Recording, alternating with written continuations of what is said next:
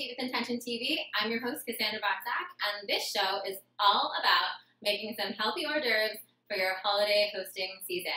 I know the holidays are upon us, and so is the parties and the gatherings, and sometimes you're attending and you want to bring something, and sometimes you're hosting it yourself, and you're wondering how you're ever going to make enough hors d'oeuvres that everybody's going to enjoy them and you're not going to lose your mind, right? Not to mention wanting to eat mindfully and eat healthy. It's a lot to take in, but I'm going to help you tackle it with these 3 different options that I've come up with that can help you whatever stage of the game you're at. Or if you are hosting a party, one of my personal hosting tips is that you should have levels of different things you're making. So your first level, your beginner level, so to speak, should be things you can easily throw together, right? These are your dips with some crudité. These are your hummus, your guacs, your all those kinds of like easy things you can throw together. Maybe like, buy some veggies, buy some chips to put on them. And then like your next level is going to be things that maybe are like a few different steps. You can maybe roast them in the oven, things that aren't going to take too much time from you to put together. And then your third level is going to be maybe a little bit of manpower from you, but are definitely going to wow and impress your guests. So I'm going to show you an appetizer from each one of these categories so that if you're hosting, you can incorporate all of them into your thing, because I highly suggest it. When you're hosting, you want to have, some things you can easily throw together, your few special dishes that maybe you're putting a little bit more energy into, and then some other simple things that, are going to be really excellent but simple to prepare for your sanity, right? So let's get to it. The 3 things I'm going to show you today is a really fun way to do a pretty spin on hummus and string beans. I think hummus is one of those kind of classics, but it's all about how you do it. Making your own hummus is an amazing treat, and even if you can't make your own hummus, I'm going to share with you a little hack so that your guests will think you made it. And then secondly, I'm going to make a roasted red pepper soup. And this is one of my favorite appetizers to make when people are coming over, because you can make soup in little teacups, and then we'll show you, we're going to like toast some bread, we'll make it look all nice. And it's actually super easy to put together, so don't worry at home. And then last but not least, of course, we're going to use some of our lentils, our chickpeas, our quinoa, and some mushrooms. We're going to make those little veggie balls. When I think sometimes of the holidays, I always think of those like Swedish meatballs, always like kind of picking up those meats. But these veggie balls are going to blow your guests' mind. They're so delicious, and we're even going to make a little special sauce to go with them. So let's get started. We'll dive into the easiest thing first and work our way up. Okay, so this is going to be our beginner appetizer. So this is just simply little hummus cups with some string beans. We're just going to make it look super cute because presentation is everything. So first things first, if you can make your own hummus, I highly recommend it.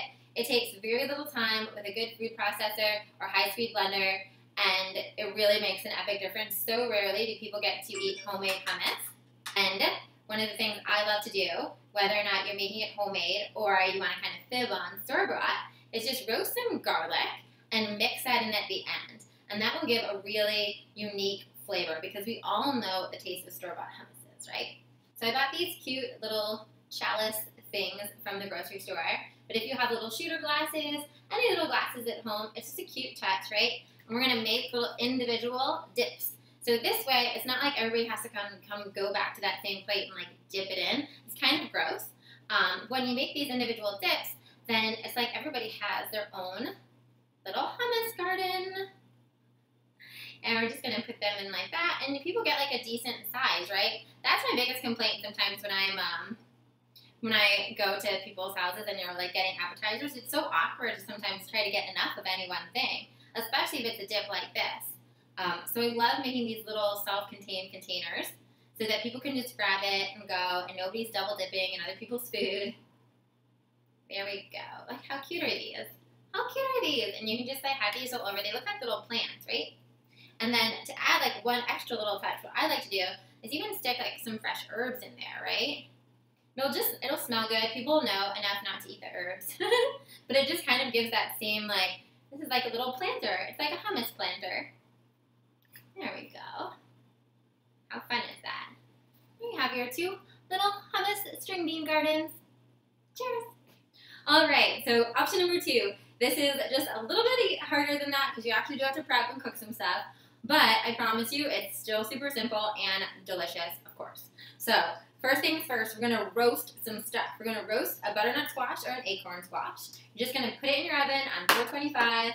Some roasted red peppers. These are 2 roasted red peppers in your oven, 425. You put them in simultaneously while you're doing that. Oh, I actually threw in some garlic, so I threw in a garlic bulb to roast as well.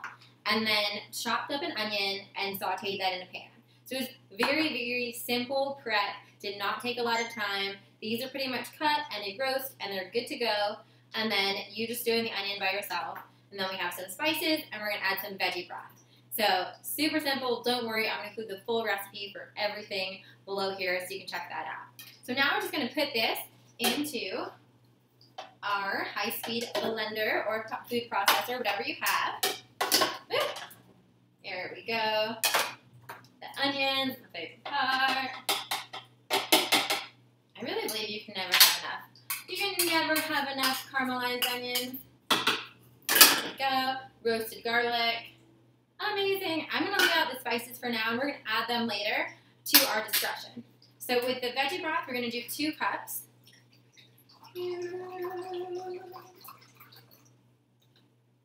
There we go. 1 and 2.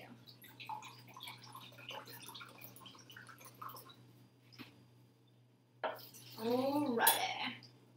Okay, now we're going to blend it up. I have simultaneously some little toasting on the oven.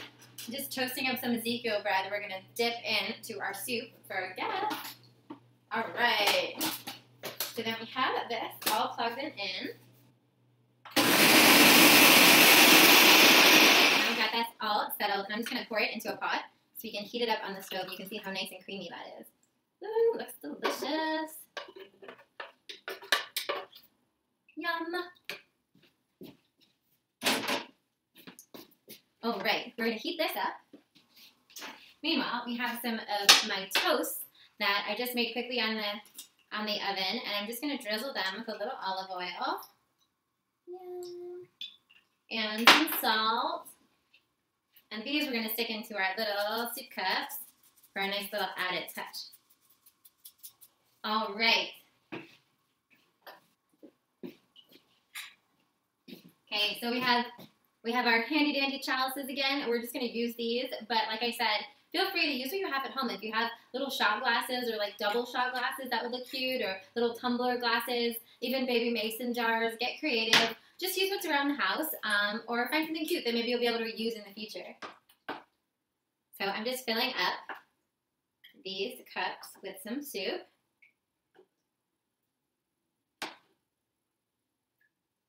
Yeah, I feel like I overfilled this one a little bit.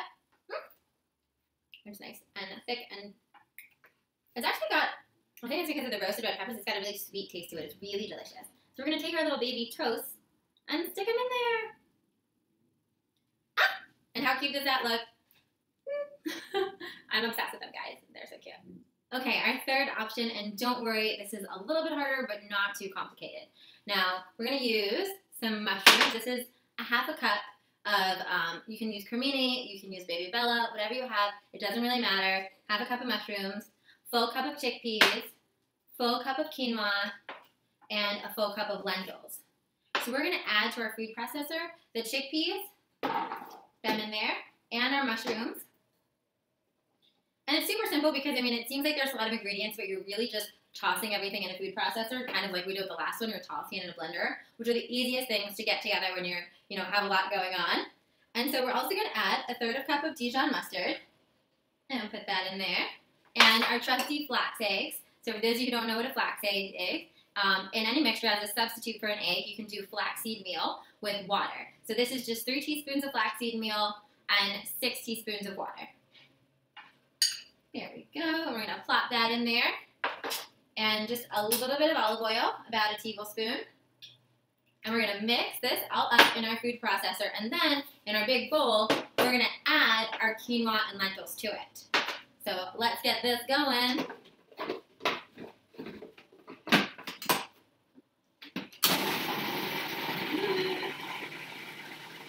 There we go. And it doesn't have to be super, super mixed. You just want to break up a lot of the bigger pieces of the mushrooms. but it's okay if it's a little chunky because it's going to hold them all together. So we're going to add this to our bowl.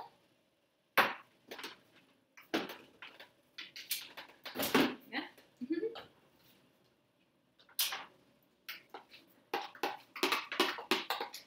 Look at all that. These are also great because you can make a massive, I love to make a massive batch of these veggie balls, and then you can save them in your fridge. You can use them, I mean, it's my veggie burger recipe in the book, so you can use them for veggie burgers, you can use them to like toss on a salad, and so you can really multi-purpose them, so that if you don't use all of them for your guests, you still have plenty for yourself for during the week. Now we're going to add our full cup of quinoa into the mix. There we go. And our cup of lentils. And then the mixture that we just made in the food processor is really going to serve as like a binder. So we're just going to mix this all together, and that is going to bind all of our quinoa and lentils together.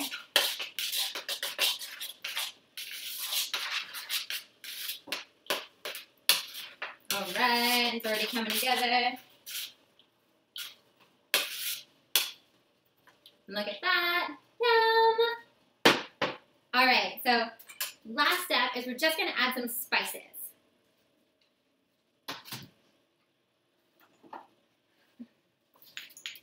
So I'm going to add some organic onion and organic garlic powder for a little flavor. There we go. I like a heavy hand of this stuff because it tastes so good. And then once again, just mix that up.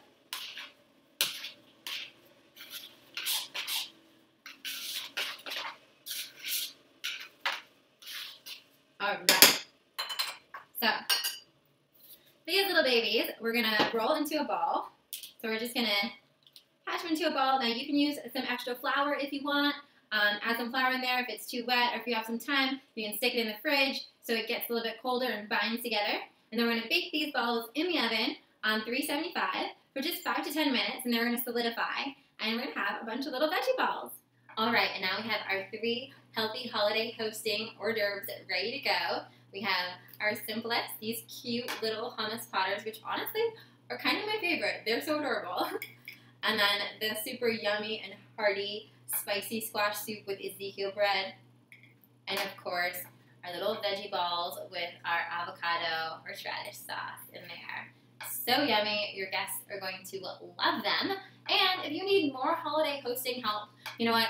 I may not be the expert when it comes to hosting. I kind of stick in the kitchen. But my friend Sarah over at Salt House Market has created literally the definitive holiday hosting guide. I'm telling you guys, I'm reading this book to host my own brunch. And she's giving you the complete lay of the land. So it's one's for a holiday brunch that literally has like an eggnog French toast casserole and a hot cocoa bar, and there's a cocktail party, and then there's a classic holiday dinner. So she's giving you entire menus for everything. She's showing you it is not vegan, it's not plant-based, but there are vegan and plant-based options in it. And she's showing you how to adjust certain recipes to make it for whatever you or your guests need dietary-wise. Plus, like, the real juice of it is really just those little, like, tips and tricks to, like, make things look a little bit more beautiful with a garnish, or how to set it up. Like I said, like I said with these guys, so much of hosting is appearance. It's like doing the cute little things that make something super simple really look adorable, right? So I'm going to put a link below if you guys want to check that out. That'll be the holiday hosting guide I'm using this season to throw my brunch. But for whatever holiday gathering you're hosting, I think it'll help you tremendously. So I hope you enjoyed this episode. Let me know if you play around, if you're going to bring any of these appetizers to your holiday gatherings, or if you're going to make them yourself.